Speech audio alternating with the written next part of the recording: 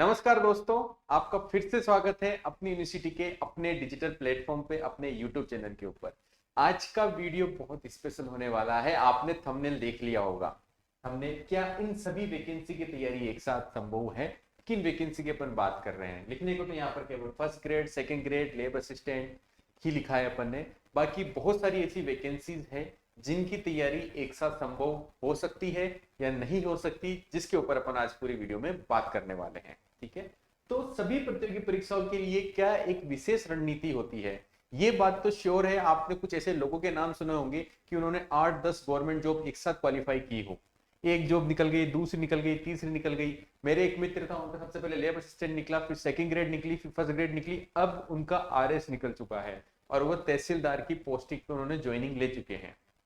ठीक है, तो क्या ऐसी रणनीति रहती है उन लोगों से? तो उनसे बात करके, उनसे रणनीति जानकर मैं एक इस वीडियो पे पहुंचा हूं जो आपके लिए लेके आया हूं। तो इस वीडियो को लास्ट तक देखना, और इस वीडियो में एक स्पेशल अनाउंसमेंट भी आपके लिए होने वाला है कि उस रणनीति के अंदर, उस स्ट्रेटेजी के अंदर अपनी यूनिवर्सिटी टीम, हम आपकी किस तरह मदद कर सकते हैं और किस तरह मदद करने वाले हैं डेफिनेटली। और इस वीडियो अगर आपको अच्छा लगे लास्ट में, तो जरूर ये वीडियो उन लोगों के साथ शेयर करना जो आपके साथ तैयारी कर रहे हैं एक सरकारी नौकरी के लिए। हमारा भी सपना है, आपका भी सपना है, दोनों मिलके इस सपने को पूरे करेंगे कि आपकी गवर्नमेंट जॉब जल्दी से जल्दी आए। चलिए शुरुआत करते हैं इसके बारे में। तो सबसे पहले जानते हैं कि परीक्षा की तैयारी कैसे होती है, परीक्षा की तैयारी क्या क्या डिमांड करती है, उनके ऊपर अपन बात करते हैं।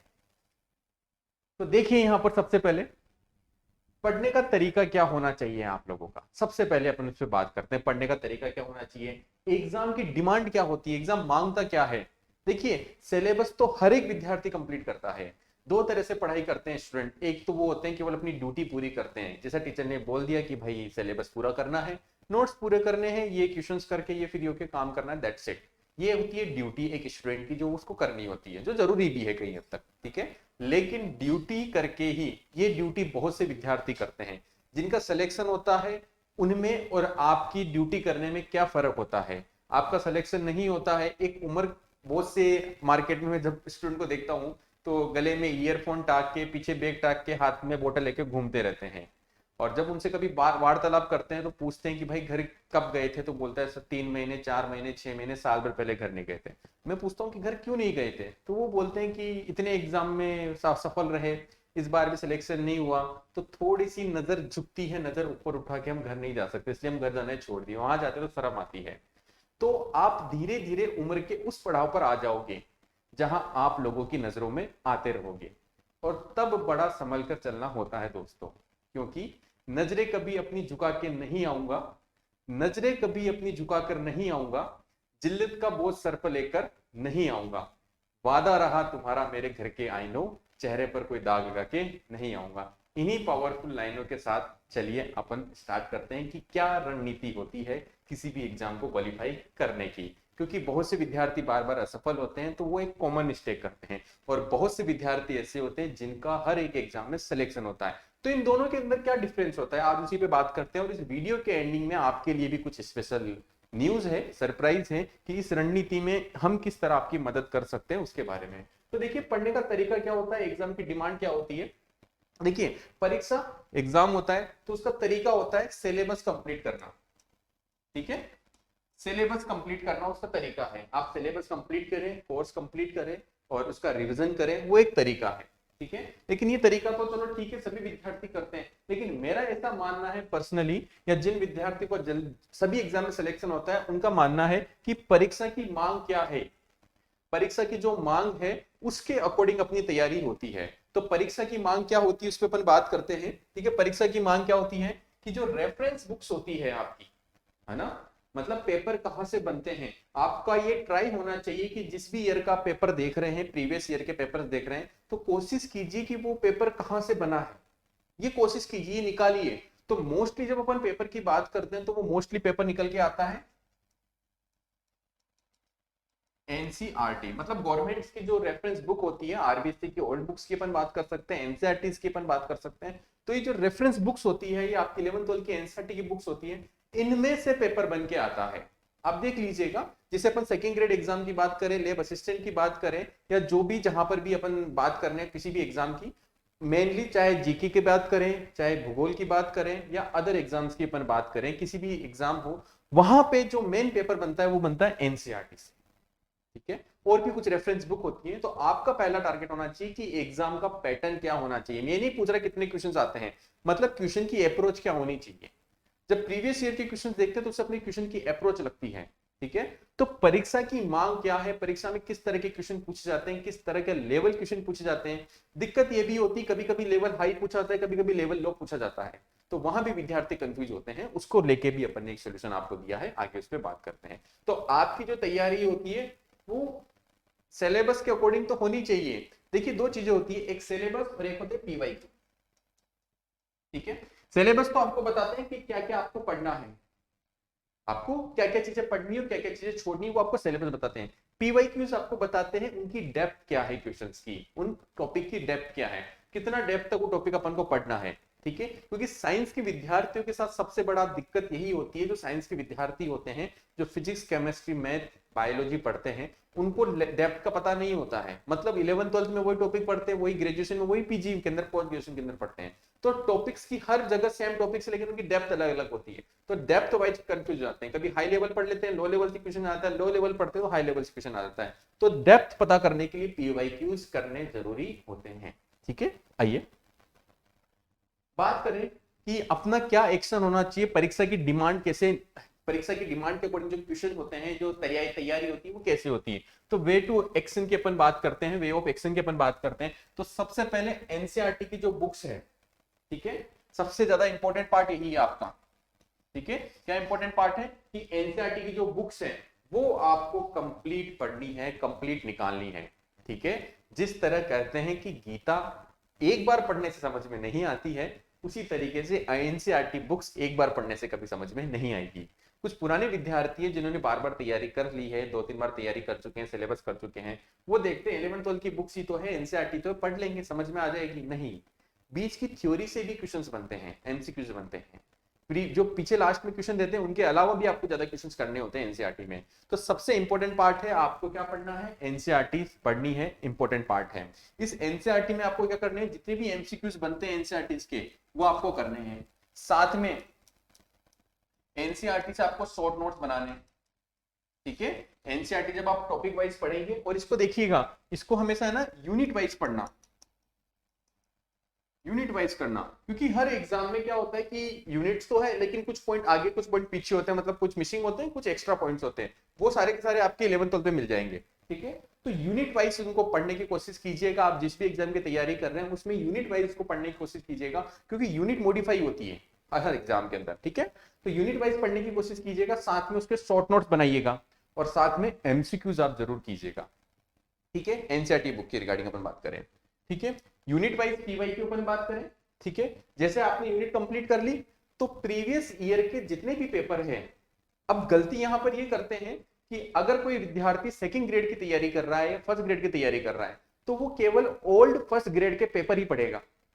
नहीं, उसको ओल्ड फर्स्ट ग्रेड के पेपर के साथ में उससे रिलेटेड अदर एग्जाम भी पढ़ने, हो सकता है किसी अदर स्टेट के एग्जाम तो पढ़ सकते हैं, या रिसेंटली जो एग्जाम होने वाला है या हो चुका है उस एग्जाम के भी पीवाईक्यू पढ़ सकते हैं। सेकंड ग्रेड के भी एक पीवाईक्यू पढ़ सकते हैं फर्स्ट ग्रेड वाले, या सेकंड ग्रेड की तैयारी कर रहे हैं फर्स्ट ग्रेड की भी पढ़ सकते हैं। ठीक है, लैब असिस्टेंट की भी पढ़ सकते हैं। अदर मतलब आपके रिलेटेड सिलेबस किसी अदर एग्जाम में फॉलो हो रहा है तो उस एग्जाम के पीवाईक्यूज भी आपको करने जरूरी है। केवल एक एग्जाम की पीवाईक्यू करने की गलती आप करते हैं, सबसे बड़ी दिक्कत यही होती है। और देखा गया है कि जो एग्जाम अभी रिसेंटली कंडक्ट हुआ है और आपका एग्जाम बाद में कंडक्ट होने वाला है, तो उसके अंदर पेपर के टॉपिक्स बहुत मैच करते हैं कि जो टॉपिक यहां पूछे गए वही टॉपिक आपको वहां पूछे जाएंगे। हो सकता है क्वेश्चन चेंज हो लेकिन टॉपिक सेम होते हैं, कई बार ये चीज देखी गई है। तो आपको रिलेटेड टू अदर एग्जाम के पीवाईक्यूज करने बहुत जरूरी है। यूनिट वाइज करिएगा ताकि दोबारा जब रिवीजन करो, दोबारा प्रैक्टिस करो, ज्यादा समय ना लगे। यूनिट वाइज करने की कोशिश इसको करिएगा। आप लोग बहुत शानदार तरीके से आप तैयारी अपनी कर सकते हैं। आप जब भी तैयारी करेंगे ना तो आप 10-15 दिन में ही अपने अंदर फर्क देख लेना। क्या हो सकता है 10-15 दिन में 4 यूनिट कवर कर लो, 4 यूनिट में आप देख लीजिएगा कि आपकी जो प्रैक्टिस हो चुकी है, आप जो तैयार हो चुके हो, तो आप खुद को ही पाएंगे कि मैं अलग, मेरी नॉलेज अलग लेवल पे जा चुकी है, मेरे अंदर एक अलग लेवल का कॉन्फिडेंस आ चुका है, और जो नजरें झुकती थी अब नहीं झुकती, अब तो सिलेक्शन निकाल के हम रहेंगे। ये कॉन्फिडेंस डेवलप हो जाएगा आपको। ठीक है, तो एनसीईआरटी की 11th 12th की ओल्ड बुक्स फॉलो करिएगा। साइंस के जो विद्यार्थी है, स्पेशल फिजिक्स की मैं बात कर रहा हूँ, केमिस्ट्री और बायोलॉजी की तो बिल्कुल सेम बुक चल रही है। फिजिक्स में क्या हुआ, थोड़ा सिलेबस डाउन कर दिया है उन्होंने। आपकी जो वैकेंसी में सिलेबस आ रहा है वो एनसीईआरटी बुक से सिलेबस काट दिया गया है, तो कोविड के बाद वाली। तो कोशिश कीजिएगा 2019 से पहले की बुक्स आप फॉलो करें, जिसके अंदर आपको ओल्ड बुक्स की बात कर रहे हैं, जहां पर आपको एनसीईआरटी के अंदर पूरा सिलेबस मिलेगा। राजस्थान बोर्ड की भी पहले बुक आया करती थी, वो भी मिल जाए तो उनको भी फॉलो कर लीजिएगा, एक ही बात है, अच्छा कंटेंट वहां पर दिया गया है। ठीक है, तो first grade, second grade, lab assistant, all PGT, all TGT या अदर एग्जाम जहां से आपका सिलेबस कॉमन आ रहा है, सेम सिलेबस मिल रहा है। जैसे अपन बात करते हैं, अभी साइंस लैब असिस्टेंट की वैकेंसी का ज्यादा हवा चल रहा है मार्केट में, माहौल गर्म है, आ भी सकती है जल्दी से वैकेंसी। तो लैब असिस्टेंट अगर साइंस से तैयारी कर रहे हैं तो वहां पर सेकंड ग्रेड का सिलेबस काम आएगा, ऑल टीजीटी का सिलेबस काम आएगा, फर्स्ट ग्रेड पीजीटी का काम आएगा, तो थोड़ा बहुत पार्ट सभी का काम आएगा, क्योंकि फर्स्ट ग्रेड के अंदर भी 12th लेवल का नॉलेज आती है, सेकंड ग्रेड में भी 12th लेवल की नॉलेज आती है, और लेब असिस्टेंट तो 12th लेवल के ऊपर ही बना हुआ है। तो इन सभी के पेपर आपको यहाँ पर देखने मिल सकते हैं, तो प्रैक्टिस करना जरूरी है। आप सभी एग्जाम, मैंने यहाँ पर कुछ एग्जाम मेंशन करे हैं, इन सभी एग्जाम की तैयारी आप एक साथ कर सकते हैं। क्या करना है, NCERT plus PYQ, that's it. दो चीजें करनी है, एनसीईआरटी प्लस पीवाईक्यू। पीवाईक्यू जरूरी नहीं है एक ही एग्जाम से रिलेटेड हो, आप जितने ज्यादा एग्जाम कर सकते हैं, टच कर सकते हैं, उन सभी एग्जाम से रिलेटेड आपके प्रैक्टिस होनी चाहिए पीवाईक्यू से। आपके पास ओल्ड पेपर होने चाहिए, ठीक है। और सबसे बड़ी गलती बताऊं क्या करते हैं, कि आपको एनसीईआरटी पढ़ने के लिए बोल दिया, तो आप क्या करते हो, मार्केट से कोई रेफरेंस बुक ले आते हो जिसपे लिखा होता है एनसीईआरटी सिलेबस पे आधारित, और उस बुक को पढ़ लेते हो, है ना। नहीं, आपको ओरिजिनल एनसीईआरटी की किताब लानी है, ठीक है, ओरिजिनल। ऐसा नहीं कोई रेफरेंस बुक लेके आ जाओगे, यही गलती करते हो सबसे ज्यादा, ठीक है।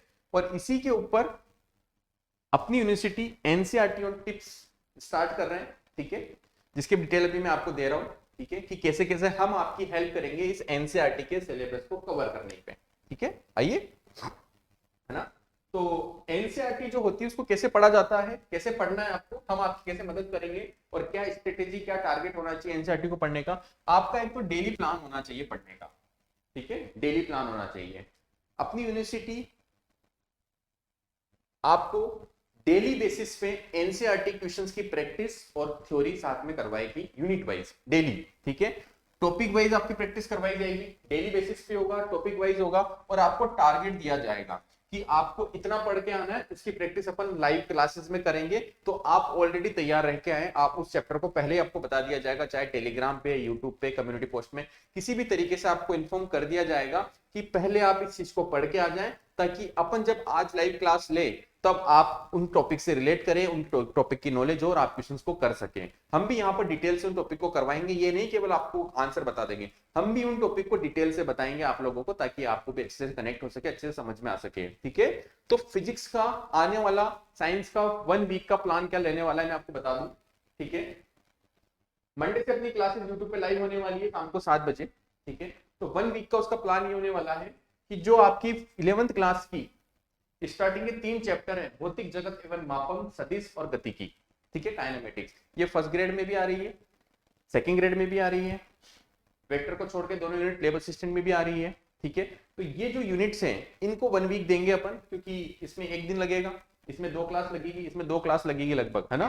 तो लगभग अपनी 5 से 6 क्लासेस के अंदर अपन इन 3 चैप्टर के एमसीक्यूज विथ कॉन्सेप्ट डिटेल अपन करने वाले हैं, ठीक है। तो आपको पहले ही 1 वीक पहले बता दिया जाएगा कि क्या क्या आपको पढ़ना है। तो आपको सबसे पहले भौतिक जगत एवं मापन वाला चैप्टर पूरा पढ़ना है, जिसके एमसीक्यूज एनसीईआरटी वाले अपन करेंगे। उसके बाद सदिश वेक्टर वाला पढ़ना है, उसके बाद आपकी गतिकी काइनेमेटिक्स वाली चीजें पढ़नी है, ठीक है, इस चीज का। तो डेली बेसिस पे आपके क्या होने वाले हैं, यूट्यूब पे लाइव लेक्चर होने वाले हैं। तो आपके लिए जो इन्फॉर्मेशन थी, जो सरप्राइज था, वो यही था कि अपनी यूनिवर्सिटी की एक नई शुरुआत करने जा रहा है, NCERT on tips on YouTube live, जिसका कोई पैसा आपको देने की जरूरत नहीं है, क्योंकि सभी एग्जाम की, चाहे आरएस एग्जाम लो, यूपीएससी तक के एग्जाम में एनसीईआरटी काम आती है पढ़ी हुई, ठीक है। तो एनसीईआरटी आपकी कंटेस्ट होनी चाहिए, तो उसके लिए जितना ज्यादा हो सके अपनी यूनिवर्सिटी आपके लिए प्रयास कर रही है। यूट्यूब पे आपके लिए लाइव लेक्चर प्रोवाइड करा रही है, जहां पर आपको एनसीईआरटी ऑन टिप्स, साइंस की बात करें, इसके बाहर कुछ भी नहीं आता है, मैं मान के चलिए,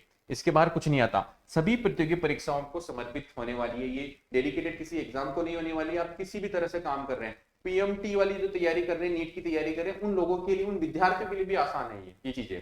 आप चाहे नर्सिंग का एंट्रेंस दे रहे हैं, किसी भी फील्ड में आप काम कर रहे हैं, पढ़ रहे हैं, अगर वहां पर साइंस है तो आपकी ये वीडियो सीरीज इंपॉर्टेंट होने वाली है यूट्यूब पे शाम को 7 बजे। ठीक है। वैसे टारगेट अपना specific lab assistant, second grade, first grade, CTET और पटवार, इन सभी वैकेंसीज के लिए अपना टारगेट है। अदरवाइज आप सभी एग्जाम की जो विद्यार्थी तैयारी कर रहे हैं उनके लिए मदद होने वाली है। शेड्यूल की जानकारी आपको मिलने के लिए कहां मिलेगी? अपनी यूनिवर्सिटी का एक आरपीएससी चैनल है, आरपीएससी अपनी यूनिवर्सिटी, टेलीग्राम पे ज्वाइन कर लीजिएगा। ज्यादा जानकारी के लिए ऐप आप डाउनलोड कर सकते हैं, और फिर भी कुछ इंफॉर्मेशन आपको नहीं मिले तो इन कॉल पे आप, इन नंबर पे आप कॉल करके जानकारी ले सकते हैं। यूट्यूब चैनल तो आपने सब्सक्राइब कर ही लिया होगा, वहां पर भी आपको इन्फॉर्मेशन दे दी जाएगी कि कब क्या शेड्यूल होने वाला है इन क्लासेस का। मैं आपको फिर से एक बार दिखा देता हूँ क्लासेस के बारे में। ठीक है, 1 वीक की क्लास होने वाली है सबसे पहले, जिनके अंदर 1 वीक के अंदर आपको कौन कौन से पॉइंट कवर करने हैं मैंने यहाँ पर मेंशन कर दिए हैं। फिजिक्स की सबसे पहले क्लास होने वाली है, तो ये तीनों के तीनों चैप्टर आप पढ़ के आइए ताकि उनके एमसीक्यू जब मैं करें तो आपको आए, सोल्व कर सके। ये नहीं कि हम करा रहे हैं वही, तो यहाँ पर आपको उनकी प्रैक्टिस करके आनी है। आगे का टारगेट हम आपको आगे दे देंगे, और शेड्यूल में कम्युनिटी पोस्ट है टेलीग्राम पे शेयर कर दूंगा, तो आप इसका स्क्रीनशॉट लेके अपने दोस्तों के साथ शेयर कर सकते हैं। ठीक है, ज्यादा जानकारी के लिए नंबर दिए गए हैं, और जो मैंने बताया यहाँ पर first grade, second grade, CTET या पटवार, इनके ऑलरेडी बैच हमारे कंटिन्यू यहाँ पर चल रहे हैं। ठीक है, तो मिलते हैं मंडे से ये सीरीज स्टार्ट होने वाली है। तब तक आप, उम्मीद करता हूं कि ये चैप्टर एक बार पढ़ चुके होंगे ताकि प्रैक्टिस करने में आपको मजा आए। मिलते हैं सोमवार को एक नई शुरुआत के साथ।